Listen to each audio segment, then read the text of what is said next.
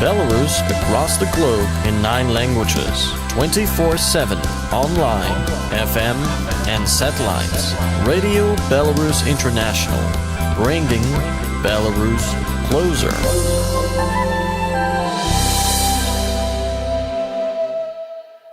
Draugai, pradedame laidą skirtą Tarptautinio Baltarusijos radijo klausytojams ir YouTube kanalo žiūrėtojams. Šiandien mūsų dienos svečias yra Mažvydas Misiūnas, Liaudies partijos numeris 5, kandidatas numeris 2 ir, kaip aš suprantu, antras žmogus apskritai Vaitkaus sąraše, Mažvydas Misiūnas. Labadiena, Mažvydai. Labadiena, Edikai. Sveiki visi žiūrovai. Kiek suprantu, Mažvydai, kaip ir jau minėjau, jūs esate antras žmogus po Vaitkaus, jūs ten, kaip sakant, visus ir organizacinius klausimus vežat ir visus kitus klausimus. Be jūsų, manau, ten būtų labai prastai. Čia yra mano nuomonė tiesiog tokia ir ko gero jinai atitinka realybę. Kiek suprantu, jūs politikoje esate pakankamai naujas žmogus. Pataisysite, jeigu aš klystu, ar ne? Ir galbūt galite papasakoti, kaip jūs į ją atėjote ir apskritai, kodėl jūs tai šiandien darote?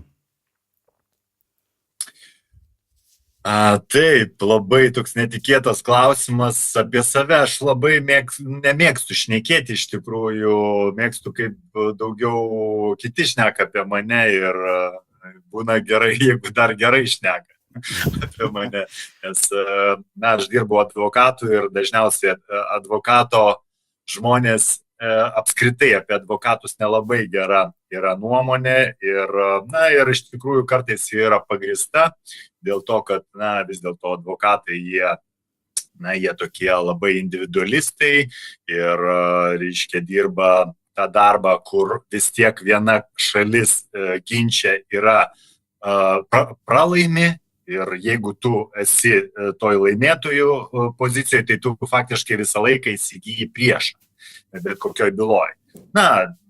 Jeigu, sakykime, blaiviai mąstantis žmogus, tai jisai aišku supranta viską, bet blaiviai mąstančių ir galinčių užgožti tas emocijas yra nedaug. Tai šnekant apie mano profesiją, kurią aš jau užsiminėjau, teisininko profesiją užsiminėjau apie 25 metus. Ir čia iš to seka, kad būti teisininku ir būti politiku vienu metu galima, tačiau būti advokatu ir būti politiku vienu metu yra faktiškai neįmanoma. Todėl, kad dėl visų priežasčių, kad advokato paskirtis yra šiek tiek kita nei politiko. Advokatas atstovauja kažkokio vieno žmogaus arba vienos grupės žmonių arba kažkokios bendruomenės interesus, bet ne visos, sakykime, šalies kaip politikas. Tos šalies, sakykime, tos dalies žmonių, kurie palaiko vienas ar kitas politinės pažiūras.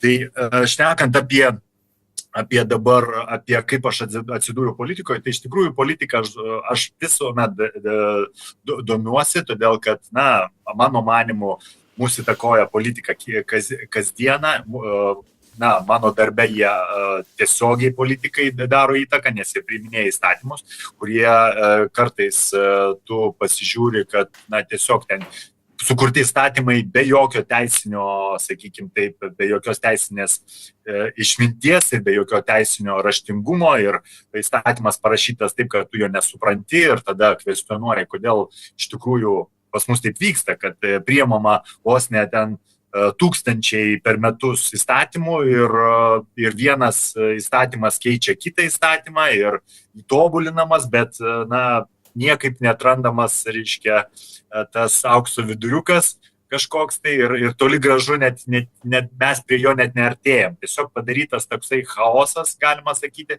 teisiniai sistemoje, kur tam tikrais teisiniam landom kai kas naudojasi, kai kas, reiškia, labai nukenčia nuo jų, bet tik tai, sakykime, be teisininko arba be advokato tu šiais laikais labai sunku tau iš viso susigaudyti, kas yra prie ko. Tai šnekant apie politinę, reiškia, mano, sakykime taip, mano tą kelią į politiką, tai kaip ir sakau, reiškia, politiką domiuosi labai seniai, nuo Tarybų sąjungos laikų. Tarybų sąjungos laikais man teko gyventi ir gerai aš prisimenu tuos laikus, kai buvo vienokio tipo propaganda, po to, sakykime, taip prisimenu ir gerus, ir, sakykime, nelabai gerus dalykus Tarybų sąjungoje. Prisimenu, kaip mes, reiškia, patapome nepriklausomi, taip, na, sakykime, tuo metu mums taip atrodė. Ir tuomet mes, sakykime taip, na, turėjome statyti tą šalį ir kiekvienas iš mūsų dalyvavo tame statyme tos šalies ir matėm visas tas politinius judėjimus, kurie kūrėsi ir kas domėjosi, matė, kiek visko buvo, sakykime taip, padaryta Lietuvoje. Ir, na, ir, sakykime taip, mes dabar turim beveik 30, na, daugiau negu 30 metų, beveik 35 metai, gyvenam nepriklausomoje šalyje. Ir kokia situacija, kad, na, niekada man netėjo į galvą, kad man reikės 2024 metais šnekėti apie tokius dalykus kaip nuomonės laisvė į įsitikinimus ir ginti tokius žmonės, kurie tiesiogiai jiems kyla grėsmė dėl to, kad jie išsako vieną ar kitą poziciją.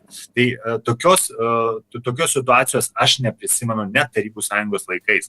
Tarybų sąjungos laikais man kaip mane, sakykime taip, kartu su visa kita klase, reiškia, vertė būti pionierių, na, vertė ten, reiškia, bandė visai įtakot.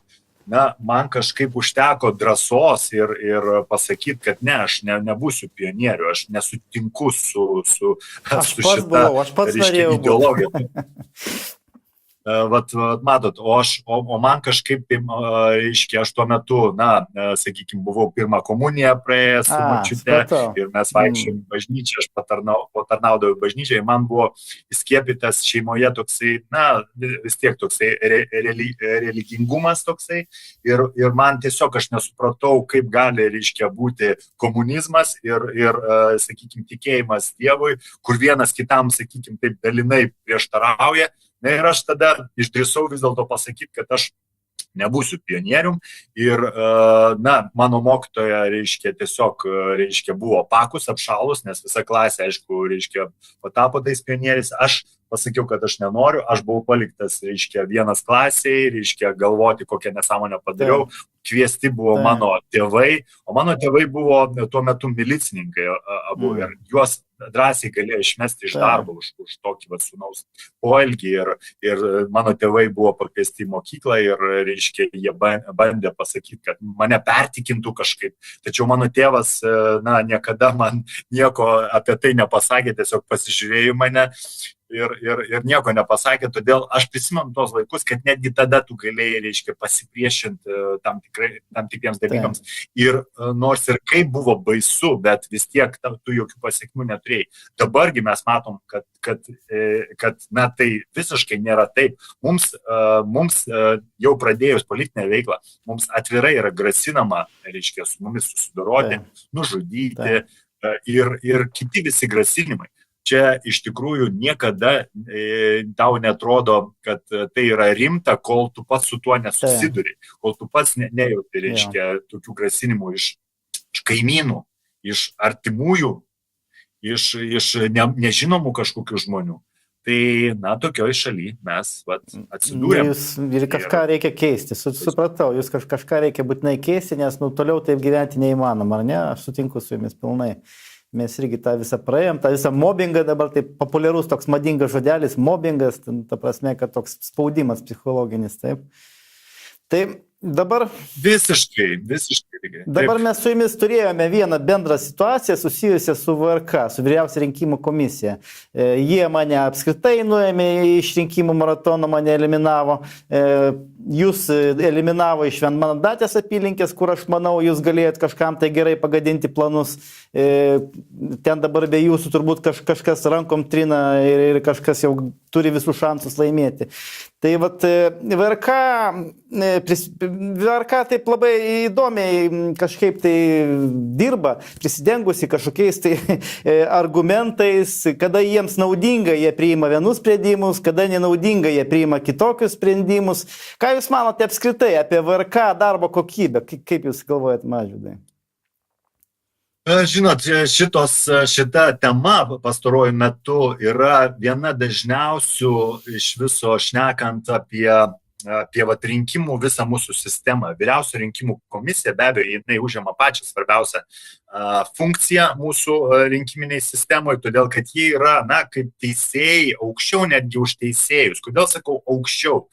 Eduardo Vaitkaus programą, kada jie neleido, vyriausioji rinkimų komisija, kada neleido spausdinti Eduardo Vaitkaus programos, tai mes bandėme per teismą įpareigoti, kad jie leistų ją spausdinti. Bet netgi teismui pripažinus, kad VRK viršijo įgaliojimus ir jie negalėjo uždrausti Eduardo Vaitkaus programą ir teismas įpareigojo juos iš naujo svarstyti tą Eduardo Vaitkaus programą, jie vis tiek nusprendė, kad dalies programos jie nespausdins. Ir balsavo kai kurie vyriausios rinkimo komisijos nariai prieš, tą programą. Tai įsivaizduokit, mes turime, sprendimą, kuriuo jie gali nespausdinti programos, po to apskundyti teismą. Teismas vyriausias, administracinis teismas, aukščiau jau nėra Lietuvoje jokios instancijos, priima, kad, jie pažeidė įstatymus ir grąžina jiems atgal. Bet jie vis tiek, sakykime, taip daro savo darbus. Todėl aš ir sakau, kad jie užsiėmė poziciją aukštesnio negu teismas tokią poziciją. Ir, žinot, mes penktadienį turėjome, taip pat konferenciją su signatarų konferencija, kurioje vėlgi eilinį kartą šnekėjome. Su Zigmu Vaišvila turite omenyje? Zigmu Vaišvila. Taip. Ir mes vėlgi šnekėjome apie vyriausios rinkimų komisijos, eilinį, sakykime taip, sprendimų, visiškai nesuprantamą sprendimą, kaip jie norėjo uždrausti signatarui sprendimą dėl signatarų konferencijų, kad jas uždrausti, kad neleisti, kad juose dalyvautų, Eduardas Vaitkus ir kad pripažinti tas konferencijas, kad tai yra politinė reklama. Čia yra vėlgi atskiras visiškai dalykas. Tai mes iš tikrųjų su VRK turėjom per pastaruosius metus laiko dešimtis skundų dėl įvairių mūsų manimų, jų pažeidimų rinkimų kodekso ir konstitucijos. Ir mes turėjome eilę teisminių procesų prieš VRK tam, kad įrodyti, kad mums priklauso tai, kas priklauso pagal konstituciją. Ir be abejo, kad, nei vienas, sakykime taip, nesusidūręs, ką tai reiškia bylinėtis su vyriausia rinkimų komisija ir ką tai reiškia, pavyzdžiui, laiko prasme ir kaip pas tavęs paraleliai dar eina, sakykime, prezidento kandidatavimo tas periodas, dabar Seimo periodas, ir tu užsiemi šitais dalykais, ginčytis su VRK, kur tau atrodo, viskas per daug akivaizdu, kad ir tu prašai jų, kad jie kažkaip tai sukurtų tas lygiateisius rinkimus, kas yra pagal kodeksą, jie privalo tai daryti. Žodžiu, jie taip ir nei vieno dalyko, tai ką prašėm, nepadarė ir tai akivaizdu, kad pas mus VRK yra kokia problema, kad pas mus VRK yra dedikuota VRK nariai politinių partijų. Ir politinės partijos be abejo yra, valdančiosios, tai yra konservatoriai, socialdemokratai, valstiečiai ir ten kitos partijos, jie dedikuoja vyriausios rinkimų komisijos narius. Ir šitie vyriausios rinkimų komisijos nariai, jie negali būti nepriklausomi. Jie be abejo, kad priima sprendimus tokius, kurie yra naudingi jų partijom, kurios juos dedikavo. Ir jiems tokie politiniai konkurentai kaip Eduardas Vaitkus visiškai nereikalingi, jie absoliučiai nenori, kad jie būtų, kad jie šnekėtų ir kad jų mintis būtų skleidžiamos, ir tai ir atspindi jų sprendimuose. Kaip jie tai padaro? Visų pirma, mes turime naują rinkimų kodeksą, kuris yra visiškai neaiškus. Netgi vyriausia rinkimų komisija pripažįsta, kad jiems tai yra nauja. Jie absoliuti dauguma tenai yra neteisininkai, filosofai, rašytojai, ten dar kažkas, bet jie neteisininkai. Ir jie kaip traktuoti tą kodeksą, jie nežino, ką reiškia vienas terminas, kitas terminas. Na, tai yra akivaizdu. Man kaip teisininkui akivaizdu, kad neteisininkas žmogus, jis tam mes ir mokomės tiek laiko, tam mes ir dirbam, praktikuojamės tiek laiko, kad mes žinotume, kaip viena ar kita situacija gali būti traktuojama. O jie tiesiog, jam nauja situacija ir jie, kam nori, pripažįsta tai, sakykime, kad tai politinė reklama, kam nenori, jie nepripažįsta, kad tai politinė reklama, nors tu šalies kaip žiūri, tau visiškai, sakykime, taip nesuprantama, kokiais principais jie vadovavėsi. Bet jie, vienas ir pasakė, reiškia, vyriausios rinkimų komisijos narys, kad, vėlgi, čia pagal dvasią, tai vėlgi, reiškia, galima pripažinti, kad tai politinė reklama. Tai kaip prasideda, reiškia, dvasių, vėlgi, reiškia, tas toksai įtakojimas. Tai žinot, tai tada nėra ką daugiau šnekėti. Aš pamenu, po prezidento rinkimus Zigmas Vaišvilas Seime darė preskonferencijas ir labai taip detaliai paaiškino žmonėms, kokie ten buvo pažeidimai, kaip jie buvo vykdomi ir taip toliau. Kažkodėl tai aš įtariu, kad po šių rinkimų vėl tokių konferencijų bus dar daugiau, ko gero, negu buvo po prezidento rinkimų ir jeigu aišku leis tai daryti. Žinoma, nes čia... Jo, būtent, Edikai.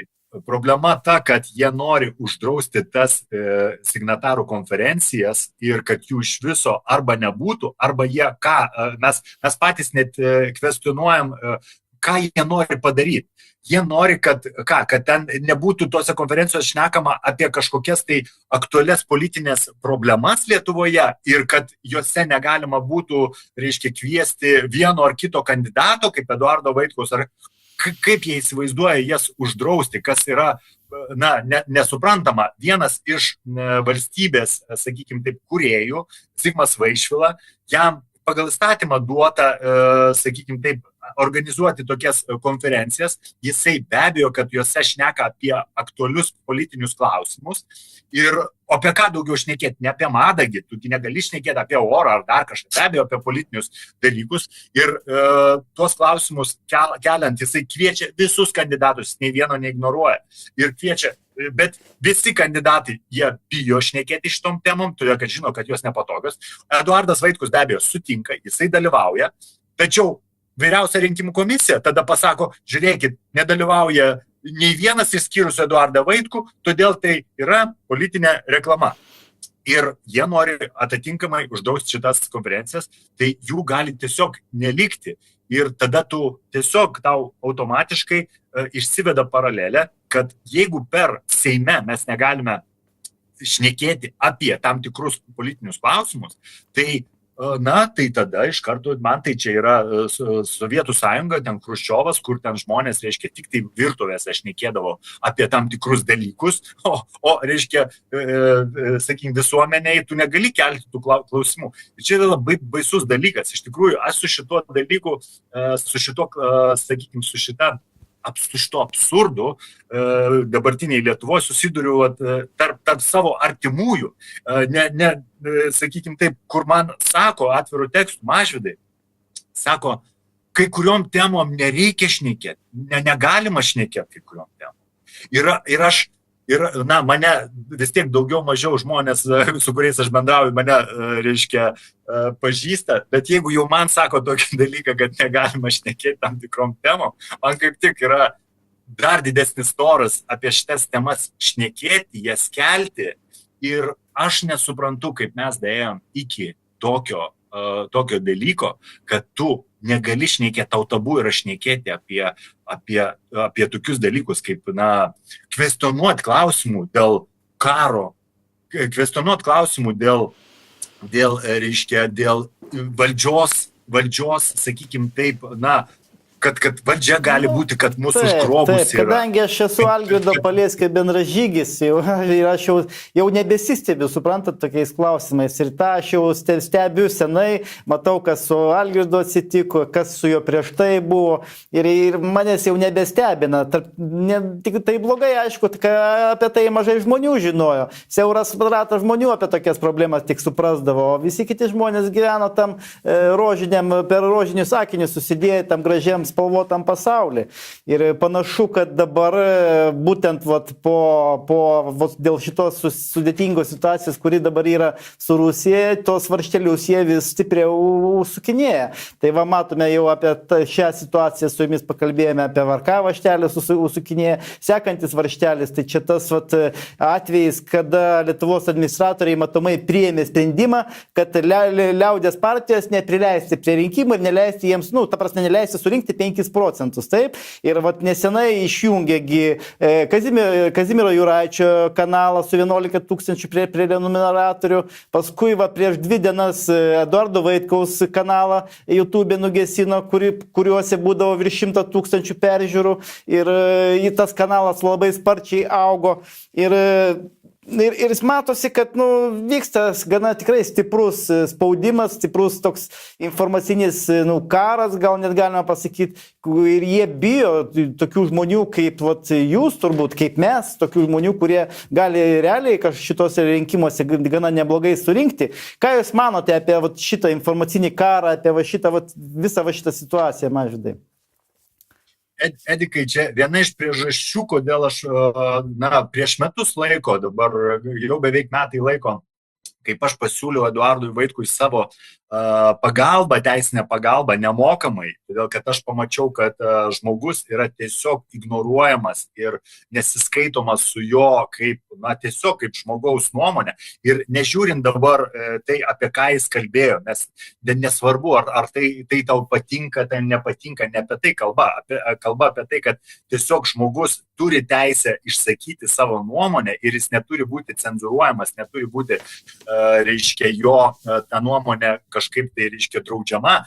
O Eduardo Vaitkaus, kaip jis paskelbė, kad jisai kandidatuoja į prezidento rinkimus, tai čia yra aukščiausias, sakykime, taip postas ir jam, kai pradėjo cenzuruoti, manau, kad bet koks teisininkas tai supranta, kad tai buvo daroma, dėl politinių tam tikrų dalykų. Ir aš pradėdamas, atstovauti jį, pasiūlęs jam pagalbą, jisai sutiko su ta pagalba ir nepasididžiavo ir mes apsitarėm, kokia bus ten strategija mūsų, kaip mes ką dalyvausim. Ir visą laiką, per metus laiko, jo nuomonė buvo visuomet cenzuruojama. Mes visur skundėm veiksmus. Tai Delfio, tai LRT, tai Eltos, tai dar kažkur. Nes tiesiog netgi už pinigus, kaip mes reklamą pirkdavom, netgi už pinigus ją mums nutraukdavo, neleisdavo jos mūsų reklamos ir visą kitą. Tiesiog tokie absurdai, kur dabar sunku viską netgi prisiminti, nes buvo 10 visokių atvejų. Ir dabar, vėlgi, mes matome, po metų laiko, kad situacija visiškai nepasikeitė, jinai tik tai sušvėrėjo, dar labiau pasidarė nesuprantama. Aš net negaliu žodžio rasti, kaip penktadienį vakare tau nutraukia, YouTube kanalą, kuris mes ir taip neturime visiškai lėšų, absoliučiai niekam neturime lėšų, todėl kad, maža to, kad mūsų neremia jokie politinės jėgos, jokie verslai. Bet žmonės taip pat mums atvirai sako, kad jie bijo mus remti, todėl kad, dėl įvairių priežasčių jie bijo mus remti, nors ir norėtų. Todėl mes neturime jokių lėšų. Ir mes savo iniciatyva, savo resursai, sukuriam YouTube kanalą, padarom YouTube kanalą, bandom, visaip jį išplatinti. Ir mes jokios ten neleistinos informacijos, neafišuojam. Ir mums Ir šitas be abejo, reiškia, kanalas per dieną pradeda rinkti po 100 000 peržiūrų. Kai kurie, reiškia, na tiesiog ten per kelias dienas, reiškia, mes matėm, kad jau 360 000 peržiūrų įvairūs per kelias dienas surenka ir visą kitą. Ir penktadienį mums ateina pranešimas iš, na, ten, reiškia, tokios institucijos, kuri prižiūri. LRTK komisija, aš žinau, LRTK komisija, taip, turbūt. Visi ją žino, todėl kad pas mus tų komisijų yra velnės nusilauž koją, kiek jų yra, reiškia, tų komisijų, ir viena kita dubliuoja, ir netgi mes kaip teisininkai nesuprantam, reiškia, kodėl viena kita, reiškia, institucija atlieka tą pačią funkciją ir kartais tu net nežinai, į kur tau skūstis. Ir mūsų vienas iš tokių, reiškia, sakykim taip, programinių nuostatų, kad reikia jas, visas šitas institucijas bent per pusę jų mažinti, kad jos nieko gero nedaro, jie tik įneša, reiškia, destrukciją ir visą kitą. Tai šnekant apie šitą instituciją, jį atsiunčia penktadienį vakare pranešimą, kad dėl to, kad mes išvertėm Eduardo Vaitkaus per debatus kalbą į rusų kalbą ir LRT, kuri transliavo, kuri yra visuomeninis transliuotojas, kurie dirba už mūsų pinigus, laidos vedančioji, laidos vedančioji tikriausiai pasiskundė, nes ten jos yra autorinis darbas, kalba per debatus, kad jį moderuoja, tai jos šiandien autorinis darbas ir neva mes išvertėm, o išvertė ten dirbtinis intelektas jos kalbą, kad jis neva dirbtinis intelektas neteisingai išvertė ir netiksliai išvertė, kad kažkokių žodžių nesigirdi ir visą kitą. Ir mums užblokuoja visą kanalą su visų archyvų, ir tuos reiškia video, kur iš viso mes, jokių pretenzijų niekam nėra pareikšta. Tik tai dėl vieno tokio bet video. Bet jo neištrynė, tik užblokavo, jo? Užblokavo, nes mes dabar nežinom. Penktadienio vakaras, mes turim dabar sekmadienį, mes nežinom iš viso, kas vyksta. Ir maža to, Eduardui Vaitkui pirmadienį reikia prisistatyti į šitą inspekciją ir nusibausti. Tai reiškia, jie išrašys administracinio protokolą ir jį nubaus. O jisai iš viso neturi jokio ryšio su šituo, reiškia, kanalu. Nei jis kūrė, nei jis dėjo kažką, nei jis vertė kažką. Žodžiu, absurdas. Ir siūlo jam vykti nusibausti. Absurdas. Tai kaip aš matau tokius visus absurdus, vėlgi tą instituciją žinau, mačiau vėlgi jų kaip jie tyrė tas bylas ir visą kitą, ten visiškas absurdas. Aš turiu net apskundęs keletą sprendimų jų teisme, dabar jie yra nagrinėjami. Bet tai yra visiškas teisinis analfabetas ir tiesiog tokio situacijų, bet visa tai vyksta 2 savaitės iki rinkimų. Čia yra esminiai dalykai, todėl kad prieš prezidento rinkimus mes didžiausią kritiką ne tik iš išorės, bet ir neva iš savų žmonių, kurie darė tai, mano manimu, jie tai darė ne už ačiū ir po šiai dienai daro ne už ačiū, bet paskutiniam dienom, kada jos yra pačios lemiamos, kada mums yra sunkiausias laikotarpis ir reikia labiausiai, reiškia, mobilizuotis, mums tiek išoriniai mūsų žmonės, tiek vidiniai pradeda mums labiausiai kenkti. Ir dabar viskas vyksta tas pats. Ir 2 savaitės mes, reiškia, turėjom patį didžiausią, reiškia, patį geriausią būdą, kaip pasiekti tuos žmonės ir mums jį užblokuoja, šitą YouTube kanalą užblokuoja. Ir dar yra ten tokie personažai, kaip Lėkštutis, kaip ten Kelertas, kurie dar irgi šmeižė, ta prasme, kažkokią dezinformaciją skleisdami. Na, bet Lietuvos tarnybos visada dirbo tokiais panašiais metodais, čia jau nieko naujo, sakau, manęs irgi tai nebestebina, nes kai mes su Algirdu vesdom ten į rinkimus irgi dalyvaudom ir taip toliau, būdavo dažnai kažkokių tai neaiškių žmonių aplinkui sukinėdavosi visada ir vis tokių kaip Kelertas ir Lėkštutis visada aplinkoje būdavo, kurie bandydavo šmeižti, taip kad čia tiesiog reikia turbūt susitaikyti su tuom ir nekreipiant dėmesio toliau veikti. Pas mus čia net tiek daug jau laiko belieka, gal tada dar paklausčiau kažkokį tai klausimą, sakykime, iš užsienio politikos. politikos. Jo ten, tarkim, debatų laidoje Eduardas Vaitkus labai man patiko taikliai ir gerai pasisakė ten Kinijos, Baltarusijos klausimų. Sakykime, ten buvo klausimas toks, ar turi išlikti komplikuoti santykiai su Kinija ir Baltarusija. Ar jūs atėję į valdžią kažką tai keisit, Mažvydai? Vienareikšmiškai mes keisim ir keisim su tokiu greičiu, kurio reiškia, jeigu mums pavyks, reiškia, ateiti į Seimą ir žmonės mumis patikės.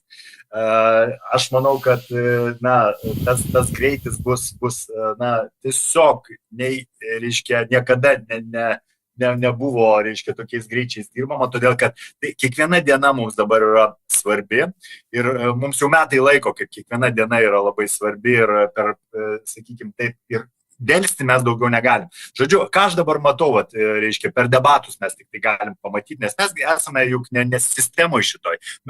Nuo mūsų, reiškia, slepia informacija iš viso, kokia yra situacija sakykime taip, reiškia, iš viso, su eksportu, su įvairiais dalykais. Mes jų nežinome. Mes atėję į valdžią galime sužinoti tuos faktinius duomenis. Bet, ką aš matau, kad debatuose mes pamatėm, kad netgi, reiškia, Šimonytė, ji jau, reiškia, daro atgal žingsnį dėl Kinijos ir visų kitų ten Taivano klausimų. Ir matosi, kad jie jau patys, reiškia, abejoja tais žingsniais, kas buvo padaryta. Ir čia jau ne vien jau mes apie tai šnekam, kad su Kinija turi būti, reiškia, atnaujinti santykiai. Ir jeigu reikia, mums reikia tiesiog duoti suprasti, kad, reiškia, mūsų valdžia, ji pridarė tam tikrų dalykų ir jie turi už tai, čia jų yra problemos, čia yra ne Lietuvos tautos problemos. Ir jie yra atsakingi už tai. Lietuvos tauta dabar, reiškia, užsiema visiškai kitą priešingą poziciją Kinijos atžvilgių ir mes norim, reiškia, toliau su jais dirbti. Aišku, Baltarusijos įdirbis ir su Kinija yra, be abejo, čia yra sveikintinas ir vienareikšmiškai, reiškia, mes turėtumėm taip pat traktuoti Baltarusiją kaip BRICS šalį, kaip sakykime, kaip tą tiltą galbūt netgi į Kiniją. Todėl, kad, vėlgi, toks įdirbis, koks yra šiai dienai pas Baltarusiją su Kinija, mes, tikrai greitai nepavyks mums tai padaryti, be Baltarusijos, sakykime. Jie netgi savo automobilius gamina, Dželį, labai fainas automobilis, labai toks tikrai puikus. Jisai Volvo toks kaip analogas, tikrai aš jį žiūrėjau ir jį gamina bendrai su kinais. Tarp kitko, ES neduoda neduoda licenzijos, kad jie negalėtų prekiauti ES, kad nori išvengti konkurencijos tokiu būdu. Bet čia labai daug kas perka tokius automobilius ir tikrai labai puikus automobilis.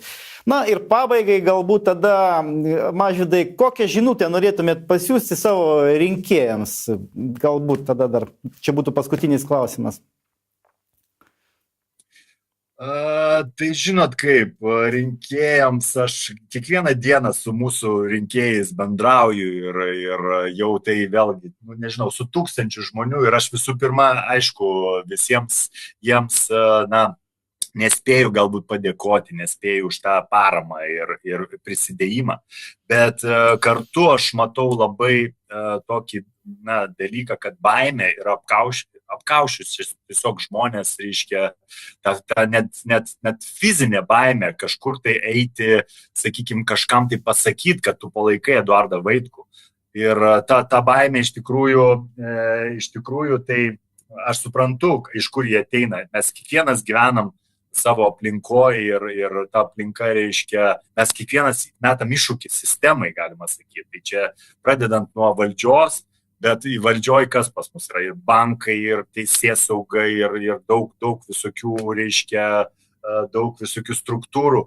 Ir, kartais tai atrodo neįmanomas, sakykime taip, tas tavo konkurentas, tiesiog neįmanoma su juo susikovoti, bet žinot, kaip aš jums pasakysiu, kad neįmanoma buvo irgi prieš metus laiko, kaip Eduardas Vaitkus buvo vienas, reiškia, spalio mėnesį buvo vienas praeitais metais. Ir kaip aš prisijungiau, kaip kiti žmonės prisijungė, mes, reiškia, per kelis mėnesius sutraukėm 104 000 rinkėjų, kurie dauguma iš jų net niekada, reiškia, nebuvo prie balsavimo dėžių, jie buvo ant tiek nusivylę rinkimais. Bet po to, kai pradėjo apie mus kalbėti, sakė, kad yra nuo 300 iki 500 tūkstančių rinkėjų, kurie palaiko Eduardo Vaitkaus mintis. Tai žinot kaip, ta visa kreivė, jinai auga labai didžiuliu greičiu ir kaip aš vadinu, kad Eduardas Vaitkus įskėlė tam tikrą, reiškia, užtvanką, melo užtvanką ir dabar per tą užtvanką pradėjo skverbtis tiesos vanduo ir jinai greitai tą užtvanką kris ir tada tik tai laiko klausimas, kada užtvindys visa ta tiesa, visą Lietuvą. Čia yra laiko klausimas, todėl nebijokite ir kuo greičiau pasirinkite, reiškia, tos žmonės, kurie savo darbu ir savo ilgais metais įrodė, kad jie nesutinka su šita sistema, kokia jie yra dabar ir jie kovoja, ar jis būtų vienas, ar jis būtų dvies, ar jų būtų 100 tūkstančių. Jie vis tiek kovoja. Tai va, aš linkiu žmonėm kuo greičiau prisijungti prie mūsų. Tai buvo Tarptautinis Baltarusijos radijas, jos vedantysis Edikas Jagelavičius, Tarptautinio geros kaimynystės forumo pirmininkas Baltarusijoje ir laidos svečias Mažvydas Misiūnas, antras žmogus po Eduardo Vaitkaus. Ačiū Mažvydai Jums už interviu, buvo labai malonu ir įdomu su Jumis pašnekėti. Ačiū Edikai, iki visiems. Belarus across the globe in 9 languages, 24/7, online, FM and satellites. Radio Belarus International, bringing Belarus closer.